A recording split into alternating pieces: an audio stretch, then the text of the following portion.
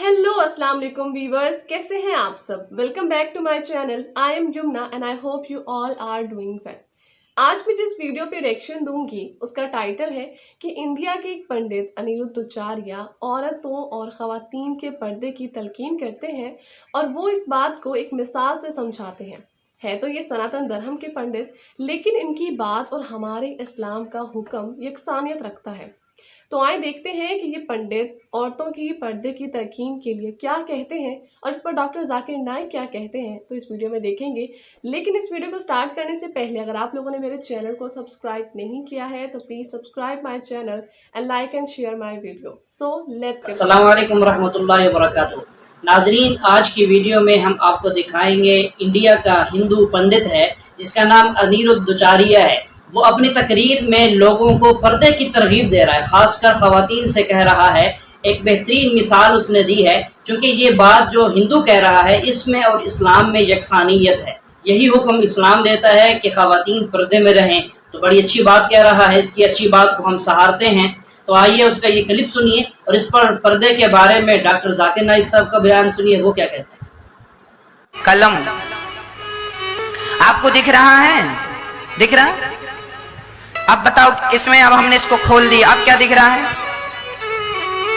है ना? अब इसका ये हिस्सा भी दिख रहा है जहां से लिखा जाता है। अब हमने इसको ढक्कन से ढक दिया, ये देखो अब नहीं दिख रहा है ना? नहीं दिख रहा है ना?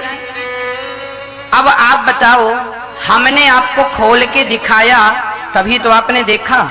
हमने खोल के दिखाया ही नहीं होता तो आप कैसे देखते, है ना? अब हम ही खोल खोल के दिखाएं और सामने वाले से कहें कि तुम अपनी सोच बदलो, तो ये कहां तक सही है? हाँ, आजकल बहुत सारी आज युवा पीढ़ी जो है, आज हम किसी बहन से कहें कि बहन कपड़े पूरे पहन लिया करो, अरे महाराज जी अपनी सोच बदलो, आप अपनी सोच बदलो। अच्छा ठीक है, हम अपनी सोच बदल लें, तो आप ही जरा अपनी सोच बदलो। अभी हमने इसको खोला, अब आप मत देखो, मत देखो इसे, क्या पॉसिबल है? आप ही खोल खोल के दिखाएंगे तो देखने वाले का जा क्या रहा है? अब लड़कियां ये कहें कि महाराज जी आप अपनी सोच बदलो। हाँ, हमने सोच बदली, हम नहीं देखेंगे, पर हम नहीं देखेंगे ना, जमाने को तो आप नहीं सिखा सकते ना, समझा सकते। इसीलिए आप अपना पानी बरस रहा है, तुम बारिश को तो नहीं रोक सकते, पर छतरी लगाकर अपना बचाव कर सकते हो। आज समझदारी यही है कि शरीर में कपड़े ऐसे पहने जाएं जो मर्यादित हों। हाँ, जिस कपड़े को पिता भी अच्छे से देख सके, भाई भी अच्छे से देख सके, रिश्तेदार भी देख सकें। ऐसा ना हो कि हम अश्लील होके खड़े हो जाएं और जो देखे वो भी लज्जित होकर सिर झुका के खड़ा हो जाए। ऐसी मर्यादाएं, ठीक, ये भारत है। और फिर मर्जी देखो आपकी है, कपड़े आप खरीदते हैं, हमसे तो पैसा आप लेते नहीं है, मर्जी आपकी है। सूरह नूर सूरा नंबर 24 आयत नंबर 31। से टू द बिलीविंग वुमेन, कहो मोमिना से कि वो अपनी नज़र नीचे करे, अपना सिर ढाके और अपनी जीनत न दिखाए, एक्सेप्ट व्हाट नेसेसरी, जितनी ज़रूरत है उतना। सिर्फ अपने वालदा, अपने शोहर, अपने बेटे जो महरम हैं उनके सामने वो इतने हिजाब स्ट्रिक्टली करना ज़रूरी नहीं। हिजाब के 6 नुक्ते हैं इस्लाम में। सबसे पहले नुक्ता है सतर, मर्द के लिए नाफ से लेके घुटने तक एक्सटेंट, ख़वातीन के लिए सारा जिस्म, सिर्फ चेहरा और हाथ टिल द रिस्ट, कलाई तक के खुले रह सकते, बाकी पूरा जिस्म ढका होना चाहिए। बाकी 5 नुक्ते मर्द और औरत के लिए यकसा है। दूसरा नुक्ता, कपड़े इतने पतले नहीं होना चाहिए ताकि आप उसके थ्रू देख सकें, it should not be transparent और ट्रांसलूसेंट। नंबर 3, इतने चुस्त नहीं होना चाहिए ताकि मर्द या औरत का ढांचा दिखे। चौथा नुक्ता, इतने भड़कीले नहीं होना चाहिए ताकि ऑपोजिट जिन्स, दूसरा जिन्स मुतासर हो सके। 5वां नुक्ता, दूसरे जिन्स के कपड़े मत पहनो। 6ठा नुक्ता, वो कपड़े मत पहनो जो दूसरे मज़हब की निशानी है। 6 नुक्ते हैं।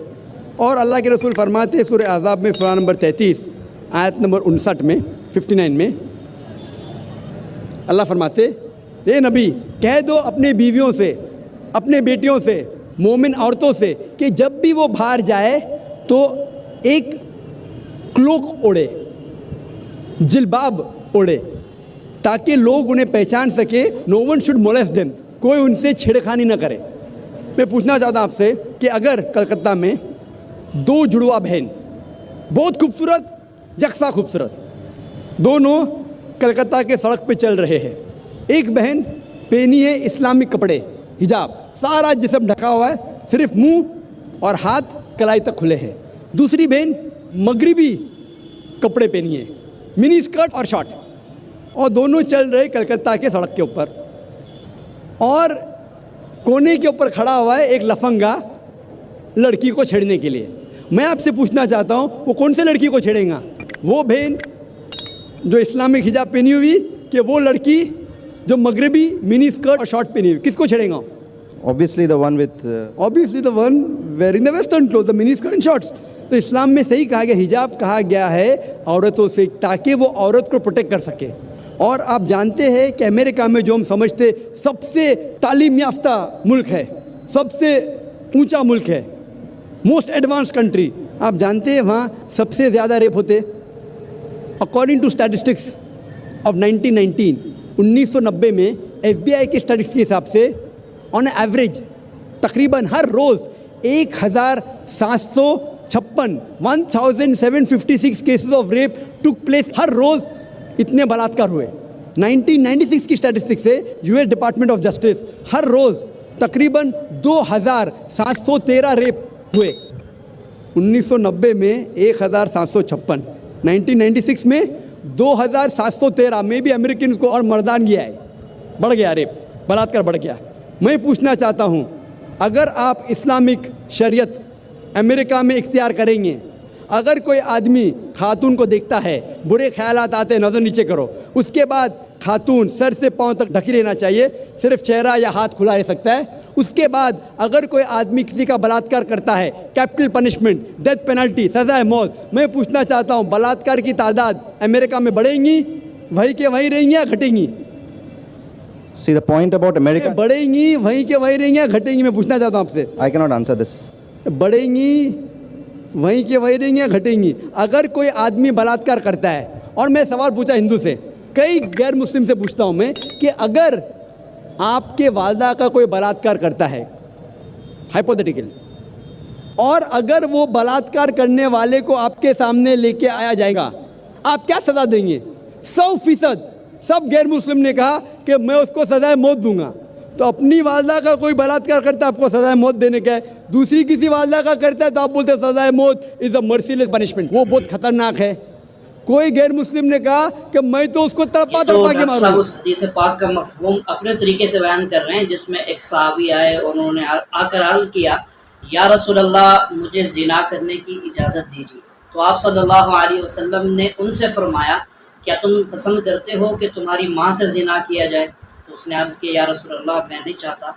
आपने फरमाया, कोई और भी नहीं चाहता कि उसकी माँ से जिना किया जाए। फिर पूछा, क्या तुम चाहते हो तो तुम्हारी खाला के साथ जिना किया जाए? इसी तरह फूफी का नाम लिया, इसी तरह बहन का नाम लिया, तमाम महारिम जो रिश्तेदार ख़वातीन होती हैं उनका नाम लिया। हर बार वो कहते थे, या रसूल अल्लाह, मैं नहीं चाहता कि उनसे जिना हो। तो आप इस्लाम फरमाते थे कि कोई भी नहीं चाहता कि उसकी फूफी, बहन, खाला, माँ, इनसे जिना किया जाए। तो आप सल्लल्लाहु अलैहि वसल्लम ने फिर उस सहाबी के उनके सीने मुबारक पर हाथ रखा, अपना हाथ मुबारक रख कर कुछ आपने दुआया कलिमात पढ़े, और उसके बाद वो सहाबी कहते हैं कि सबसे ज़्यादा मेरे दिल में जो नफ़रत थी वो जिना की थी। सबसे लीस्ट बलात्कार जो पूरे दुनिया में होता है वो सऊदी अरेबिया। क्यों? क्योंकि ये शरीयत वाला लागू है। पाकिस्तान कौन कहता है कि पूरा इस्लामिक मुल्क है? नाम का है Pakistan. Some places they follow, some they don't. कुछ चीज़ फॉलो करते, कुछ नहीं। तो पाकिस्तान को मत देखो इस्लाम को जांचने के लिए। पाकिस्तान या सऊदी अरेबिया या दूसरा कोई मुल्क को मत देखो। इस्लाम को जांचना है तो जांचो कुरान और हदीस की रोशनी में। मैं आपसे पूछना चाहता हूँ कि अगर अमेरिका में रूल लागू हो जाएगा कि कोई भी आदमी अगर गलत नज़र से देखता है उसे नीचे देखना चाहिए, औरतें हिजाब पहनना चाहिए, उसके बाद कोई बलात्कार करता है सज़ाए मौत, तो अमेरिका के अंदर ये बलात्कार की तादाद बढ़ेंगी, वहीं के वहीं रहेंगी या घटेंगी? I should be allowed to also say something about this. So first give the answer, then I'll give you a chance to speak. You're giving me very few options. Sorry? Are you not giving me the right options then? There's no fourth option. Is there a fourth option? No, then I can't answer, I guess. No, is there a fourth option? That's what I want to talk about. Is there any fourth option? There cannot be any option. Either it remains the same, it goes up, it remains the same, or goes down. There's no fourth option. Our hypothesis is based on certain assumptions. What assumption? No, my point is that we cannot just say what's going to happen to America if we actually impose the Sharia. If you're illogical, you can't. If you're logical, you can. That's right. What's the argument? Tell me. See, my point is, again, Sharia can be imposed in America also, but we have to also see the fact that a lot of these cases are not reported in certain Islamic countries also. Brother, I'm not talking about Islamic country. I'm asking a simple question. You can pose the second question. You can pose 10 questions. I'll reply. But you should be truthful to yourself. If suppose, God forbid, someone rapes your mother, and if the rapist is born in front of you, what punishment will you give him? The only reason I'm asking this question is because this disturbs me. What disturbs you? The point about rape. The fact that there should be capital punishment to people who actually rape. Very good. So that's what Islam says. That's what I'm saying. So that's what I'm with you, brother. So why are you getting scared to reply? Don't get scared. So the thing is that anyone who rapes, that's the reason L.K. Advani, the previous home minister, ex-home minister, few years back, he suggested that there should be death penalty for the rapist. Therefore, I congratulate him. I may not agree with his other policies. Correct. What he says, right, I agree with him. So he suggested that in India, there should be death penalty for a rapist. Maybe the next home minister will say that the woman should be dressed up in hijab. Maybe. Okay, now what's the other argument, brother? My point exactly is that... Next question.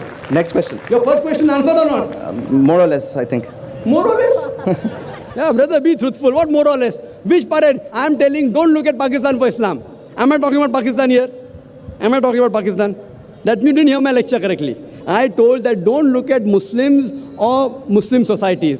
आप मुसलमान और मुस्लिम माशरे को मत देखो इस्लाम को जानने के लिए. इस्लाम को जानने के लिए कुरान और हदीस देखो. जी, तो ये थी वो वीडियो, बहुत ही ज़्यादा इंफॉर्मेटिव, कमाल की, अमेजिंग और नॉलेज वाली वीडियो थी. इसमें डॉक्टर जाकिर नाइक ने बहुत ही लॉजिकली जवाब दिया, और मैं कहूँ तो पंडित अनिरुद्ध दुचारिया ने भी, वो वैसे लॉजिक वाला जवाब देते नहीं है, लेकिन उन्होंने इस दफ़ा अच्छे तरीके से समझाया था. तो अल्लाह ताला हम सबका हामी और नासिर हो. अपना बहुत सारा ख्याल रखिएगा. अल्लाह हाफिज़.